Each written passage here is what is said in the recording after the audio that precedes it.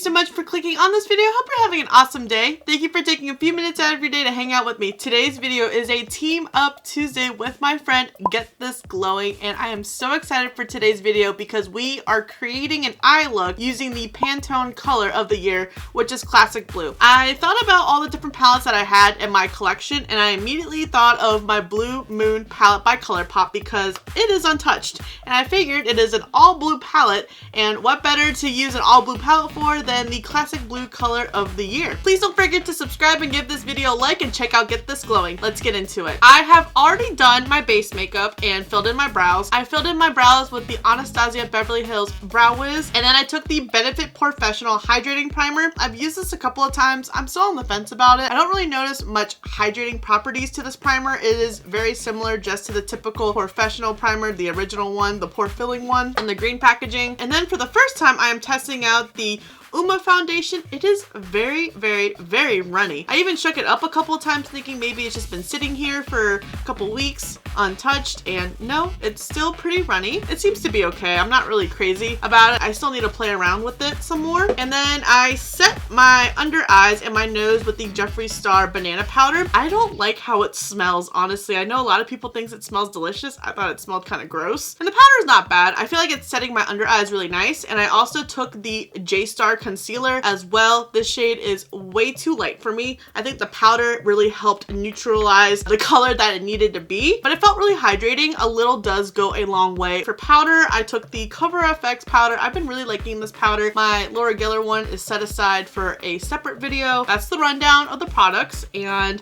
my eyes are already primed with the Balm's Priming is Everything primer. Let's dive into this lovely palette. I think I'm going to take my BH Cosmetics brush. I'm gonna go with the shade Daba D. That reminds me of that song. I'm going to slab everything on the crease right now. That's very faint. That's kind of good because I didn't want it to be bam pigment. I do like to be able to build up my shades. The shade definitely looks a lot different in the pan versus how it's applying. I definitely like how it's applying on my crease area. It definitely has like a more purple look to it in the pan. I'm really excited to see which palette she chose as well as what the look looks like. So 2020, you guys have any New Year's resolutions? Has your year started off to a good start? I would definitely love to know in the comments below. I don't really have many resolutions. I don't really set some because they're just gonna get broken. It goes back to like how I was talking in my Project Pan video, how I do get bored of some things. So if I were to do a diet, I'd get tired of eating salads every single day. I get really burnt out on food quickly, as well as like running on the elliptical. I get very bored of that. I have the attention span of a squirrel. I kind of want to deepen it up, but not like too deepen. So let's take a Fine China.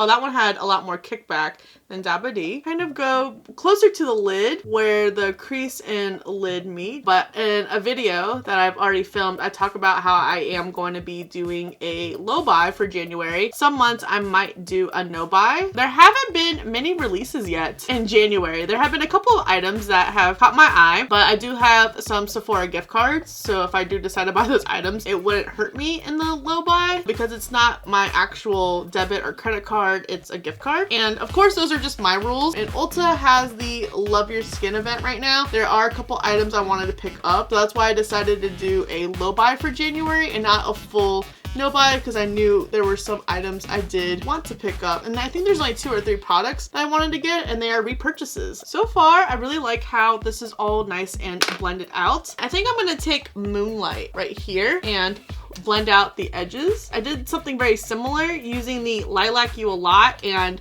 It's My Pleasure palettes, and I really liked how it gave like that really nice smoked out effect. Hoping for the same here. I'm really excited for my low buy. There's a lot of Lunar New Year products I'm seeing being released. I think the packaging is gorgeous, but I'm trying to resist just buying things for packaging purposes, even though the MAC highlighter is so gorgeous. I think it is stunning. It would be something I probably wouldn't even use because of how pretty it is. I think brands are working on some spring releases right now, so those will be coming soon. So I'm definitely curious to see what is in store for spring releases. I did see a bunch of new Milani and Physicians Formula products go up on Ulta's website as well. So that seemed exciting from a drugstore standpoint. I find them not releasing nearly as much as some of these more higher end brands. Then I'm going to take Tidal Pool for more of the inner part of my lid.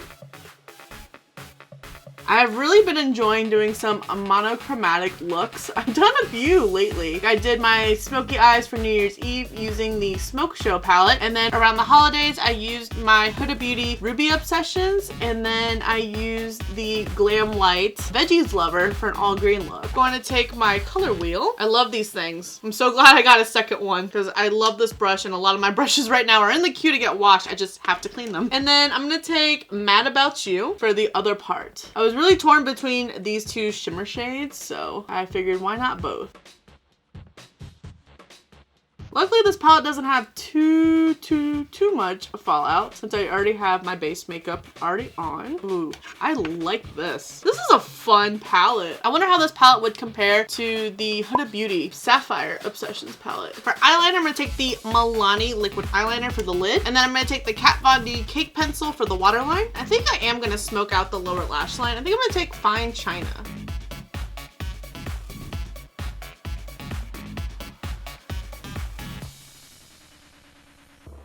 And then I'm gonna take Lumi right here for the inner corners. Take some of my e.l.f. spray. Ooh, bitch.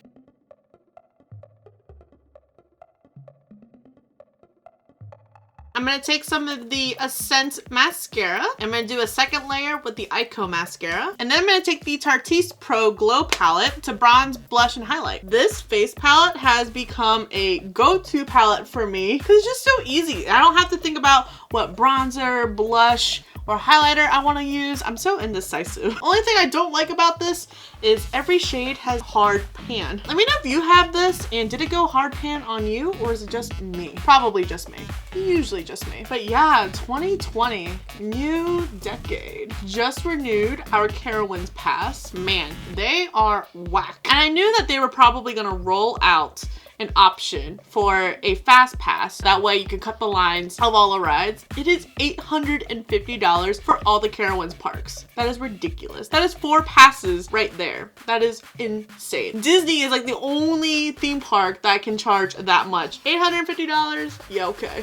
I wonder how successful that is going. And then just for the one park is $350. Still whack. If you got a season pass, you'll be going to that park all the time. I mean, granted, I don't live right next door to it. It's still a trip for me, but like we go enough that we get our money's worth. And then I kind of want to get Kane's season tickets for the 2020-2021 season. I just need to know if they do payment plans. So I picked up the Tarte Berry Mojito lipstick for this look. I did not have a blue lipstick to do an all blue look. This lip actually turned out really nice with this look. I like it. Before I forget, because I always tend to forget setting sprays when I do looks in some of my videos, I'm gonna take some Gerard Cosmetics Slay All Day. This is the final look. I'm quite pleased how it turned out. I am loving the blue eyeshadow. I don't know why I've been sleeping on this palette for so long. Everything blended out super nice. Everything was pigmented. I'm loving my eyelids and the inner corners the most. They are just popping right now. Blue is just such a bold, confident color. It's always been one of my favorite colors. From the start of my makeup journey, it's always been a color I've always wanted to put on my eyelids. I don't know why I always thought I could pull off blue eyeshadow, and it probably looked atrocious in high school. I like how the lip complements it as well. As for some of the products that I'm testing, I'm still on the fence about them. I'm gonna continue to test them. I kind of want to do more favorites and fails videos. That way I am keeping you guys posted on my thoughts on some products, because I do get a lot of questions about some products. That way I'm not just getting products and immediately putting them away. I'm keeping them out and testing them and being confident if they do get to be put away, or are they gonna get decluttered or passed on to a home. Thanks again to Get This Glowing for collabing with me today on this Team Up Tuesday of doing a Pantone look of the 2020 color Classic Blue. Thank you so much for watching. I really hope you enjoyed this video, found it fun. Don't forget to subscribe before you leave, and if you don't, thank you for the view anyways. Don't forget to check out Get This Glowing, and I'll see you in the next video.